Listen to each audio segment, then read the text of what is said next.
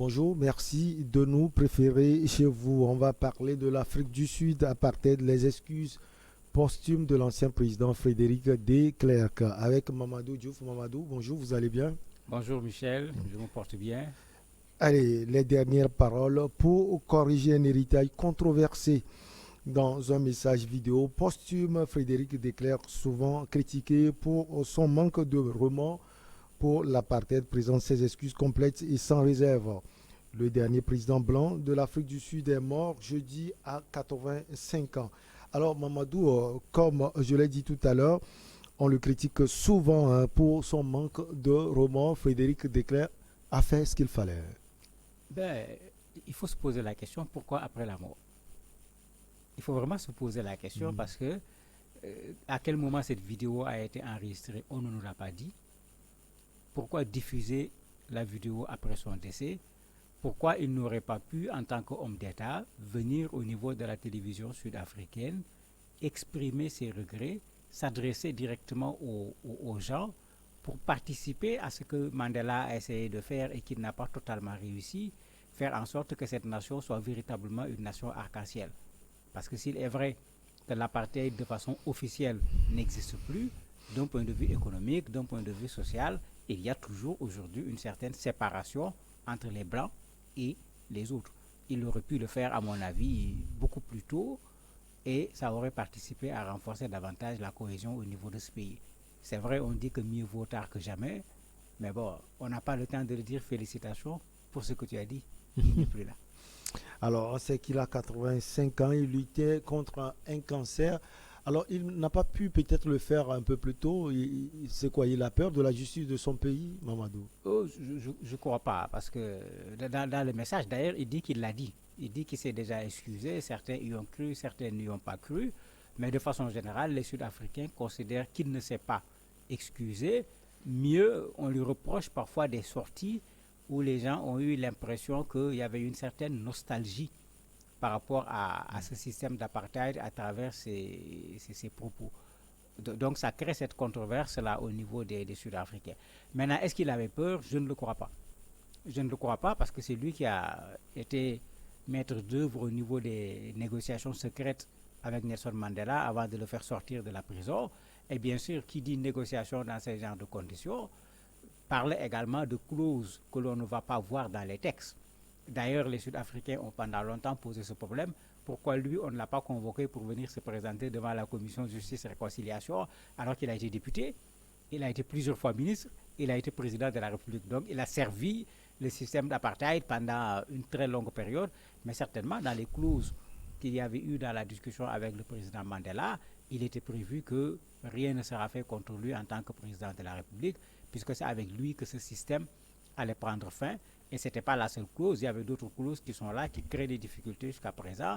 Il n'est toujours pas facile pour les Noirs qui ont été spoliés au niveau de leurs terres de pouvoir les récupérer aujourd'hui, parce qu'il y avait des clauses sur le foncier pour permettre à ce que les Blancs acceptent, puisque tout le monde savait que parfois la terre que tu as pris, tu sais très bien chez qui tu as pris la terre. S'il fallait rendre toutes ces terres, ben c'est comme si on ferait de l'apartheid finalement en sens inverse. C'est les Blancs qui allaient être mis de côté par les Noirs.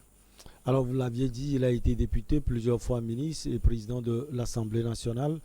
Qu'est-ce qu'on peut connaître en profondeur de ce monsieur? En fait, ce qu'on lui connaît de façon très claire, c'est quelqu'un qui a été un ardent défenseur du système d'apartheid. Il l'a lui-même reconnu dans son message, mais il dit que ça a été vrai jusqu'aux années 1980. Et qu'à partir des années 1980, il a commencé à se rendre compte que ça ne pouvait pas continuer. C'est du vrai que le système d'apartheid ne pouvait pas continuer, mais ce n'est pas par sa volonté, ce n'est pas par sa réflexion seulement. C'est par la réalité également sur le terrain. La pression des Noirs, des Métis, des Indiens devenait de plus en plus forte à l'intérieur du pays. À l'échelle internationale également, la pression devenait de plus en plus forte et avec les sanctions sur le plan économique, l'Afrique du Sud commençait à rencontrer des difficultés. Et il fallait choisir. Continuer avec des Noirs qui se sentent de plus en plus forts, un Mandela qui, malgré la prison, avait une aura extraordinaire. Mm. On allait soit vers la guerre civile, soit vers la partition du pays. Et il a fait le choix qui est un choix sage, très réaliste, en disant évitons d'aller à la catastrophe.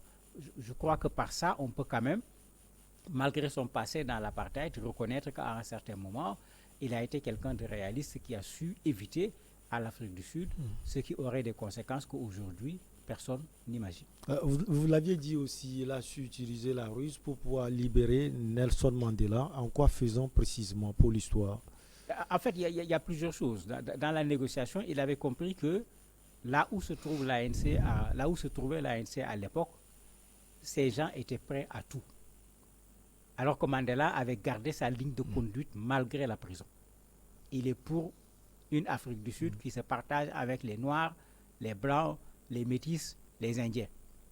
La prison ne l'a pas amené à être rancunier, à vouloir changer de position. Donc, pour éviter d'avoir devant lui des gens qui, certainement, dans des négociations, auraient exigé des conditions qui allaient lui créer des problèmes, il est allé vers Mandela. Ce n'est pas pour rien que quand Mandela a pris le pouvoir, il a été vice-président de Mandela. Ce n'est pas gratuit, mais il a eu raison à travers ce choix. Ensuite, Mandela était la personne qui pouvait dire aux Sud-Africains, levez-vous, asseyez-vous, et puis les gens vont le faire. Donc, le libérer, c'était une façon de dégonfler pratiquement tout ce risque qui pourrait éclater un jour et créer des problèmes. Mais il ne s'est pas arrêté là-bas, il a autorisé les partis anti-apartheid. Ce n'est pas la libération de Mandela seulement. Auparavant, l'ANC n'était pas reconnue comme étant un parti. Il a reconnu les partis anti-apartheid. Il a laissé faire le jeu électoral. Il a été battu au niveau des élections. Je crois qu'on doit pouvoir lui reconnaître cela, bien que le contexte ne jouait pas du tout en sa faveur, aussi bien lui, en tant que président de la République, que les Blancs de façon générale, pour le futur de l'Afrique du Sud. Je présente sans réserve mes excuses. Ce sont les déclarations de l'ancien président sud-africain Frédéric de Klerk.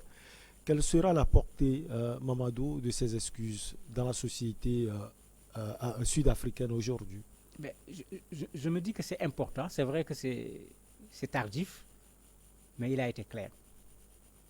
Puisqu'il dit qu'il présente ses excuses, il dit même sans réserve. Et il précise même à qui il s'adresse. En citant les Noirs, en citant les Métis, en citant également les Indiens, et en reconnaissant également, ce sont ces mots, l'indignité et les dommages que l'apartheid a causé à ces personnes. C'est pourquoi j'ai dit, il l'aurait dit dans une émission à la télévision sud-africaine. De façon solennelle, il aurait apaisé le cœur de beaucoup de Noirs, il aurait apaisé le cœur de beaucoup d'Indiens, il aurait apaisé le cœur de beaucoup de Métis. Puisque il y a une injustice qui est là. Pendant longtemps, elle était officielle, on ne la reconnaissait pas. Quand un de ces officiels s'assoit pour dire que je reconnais cette injustice, je reconnais le tort qu'on vous a causé, bien des gens vont avoir le cœur apaisé et ne seront plus dans une logique de conflit entre un groupe par rapport à un autre groupe. Il l'a fait tardivement, mais espérons qu'au moins cet effet va exister, que des Noirs se sentiront soulagés en disant que leur souffrance a été reconnue par quelqu'un qui n'est pas n'importe qui parce qu'il a dirigé l'Afrique du Sud.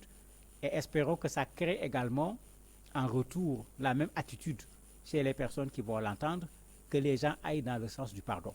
Parce que malheureusement, il ne faut pas qu'on l'oublie, la violence en Afrique du Sud, elle est encore là, elle est pratiquement à fleur de peau, aussi bien entre les Sud-Africains, entre eux-mêmes, que parfois les Sud-Africains contre des populations étrangères qui sont sur place.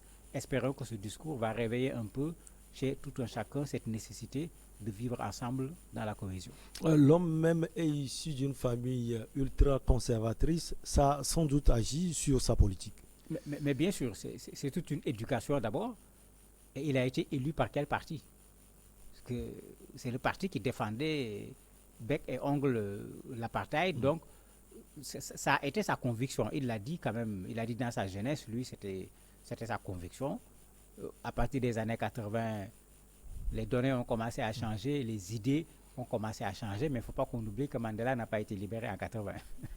C'est bien après, pratiquement 15 ans après, donc ce n'est pas en 80 parce qu'il a changé un peu d'idée par rapport à l'apartheid que les données ont changé. Maintenant, son éducation dans cette famille, son appartenance à un parti qui soutenait et qui défendait même l'apartheid, il faut dire, il est clair que tous ces éléments n'ont pas manqué de marquer le président de la République jusqu'à ce qu'à un certain moment, il se rende compte que on ne peut pas continuer tout le temps d'opprimer la plupart des Sud-Africains. Parce que les Blancs ne sont pas majoritaires dans ce pays. Ils sont très loin d'être majoritaires. On ne pouvait pas mettre dans une marmite fermée cette majorité-là. Un jour ou l'autre, le couvercle allait sauter et il a eu l'intelligence d'éviter que le couvercle ne saute. Ouais, en 1989, il remplace Peter Botha. Il a aussi un héritage à défendre, lequel précisément? Pas grand-chose. Il ne faut pas oublier que c'est 89, 94, il n'a pas duré devant. Mais s'il va défendre un héritage, il sera double. Par rapport aux Noirs, aux Métis, aux Indiens, les gens peuvent lui reconnaître le fait qu'il a essayé petit à petit, j'allais dire, de démolir le système de l'apartheid. Par rapport aux Blancs, parce que tout le monde n'était pas d'accord avec la suppression du système de l'apartheid, il a eu cette intelligence de faire en sorte que, dans les discussions, qu'il défende les intérêts des Blancs qui étaient dans une position très favorable d'un point de vue social et d'un point de vue économique. Et cette position n'est pas partie. Rappelez-vous, l'ancien président Thabo Mbeki, l'autre ancien président également, Jacob Zuma, ont tout fait à un certain moment pour pouvoir retourner des terres aux Noirs. Certaines terres même ont été retournées aux Noirs, mais ça a été extrêmement compliqué d'un point de vue juridique, puisqu'il n'était pas venu seulement livrer l'Afrique du Sud aux Noirs, mais il avait tout fait également pour que les Blancs puissent rester en Afrique du Sud en conservant l'essentiel de leurs acquis. C'est ça également, les Blancs vont pouvoir le lui reconnaître. Donc il a agi, j'allais dire, de façon assez équilibrée pour couper en quelque sorte la poire en deux. Frédéric de Klerk, c'est également le prix Nobel de la paix en 1983. Il l'a reçu avec Nelson Mandela. Nonobstant tout, on gardera aussi cela de lui. Ouais, mais bien sûr, ça méritait un prix Nobel de la paix. Puisque moi, depuis enfant à l'école, on nous parlait de l'apartheid, on nous faisait chanter, on combattait l'apartheid. Les artistes sénégalais ont chanté l'apartheid. Je ne sais pas combien de rencontres contre l'apartheid on est parti, mais ça ne finissait pas. Non seulement ça ne finissait pas, on arrivait à un moment où il restait que l'affrontement. En ce moment, le fait que lui et Nelson Mandela aient réussi, puisque chacun était en quelque sorte chef d'un clan, de faire en sorte que les deux clans arrêtent la bagarre, qu'on s'entende, qu'on trouve une solution, mais les rencontres internationales, les pressions internationales n'ont pas permis d'avoir cette solution, et je ne suis pas sûr que les gens s'attendaient à ce que l'apartheid finisse comme cela a fini. Donc, il y avait raison quand même de leur partager ce prix Nobel de la paix entre lui et le président Nelson Mandela, puisqu'ils ont utilisé la politique, la méthode pacifique pour résoudre un énorme problème. Parce que quand on en parle aujourd'hui, c'est peut-être ceux qui sont très jeunes ne s'en rendent pas compte, mais c'était un énorme problème quand on se rappelle les passes où un noir pour passer quelque part devrait montrer patte blanche, la façon dont comme il le dit lui-même, cette indignité, la façon dont les noirs étaient traités par les blancs, etc. C'est comme si l'esclavage continuait en Afrique du Sud dans certains endroits. En 1996, il a également démissionné de son poste de vice-président de Nelson Mandela. Il reprochait à la nouvelle constitution de ne pas partager le pouvoir avec les Blancs. Jusqu'au bout, il a défendu aussi la cause des Blancs. Non, c'est ce que je disais tout à l'heure, il n'a jamais abandonné la cause des Blancs. Mais il fallait qu'il comprenne que les Blancs en avaient déjà trop pris. Quand vous prenez les terres en Afrique du Sud, vous regardez quelle portion les Blancs occupent, quelle portion les Noirs occupent.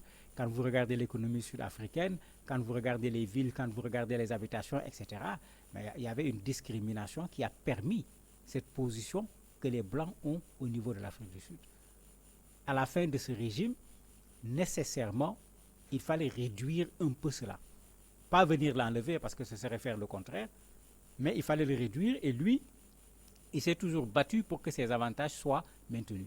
Et dans sa relation avec Nelson Mandela, c'est les moments qui étaient les moments les plus tendus. Parce que bien qu'il était son vice-président, ça ne signifie pas que tout s'est très bien passé.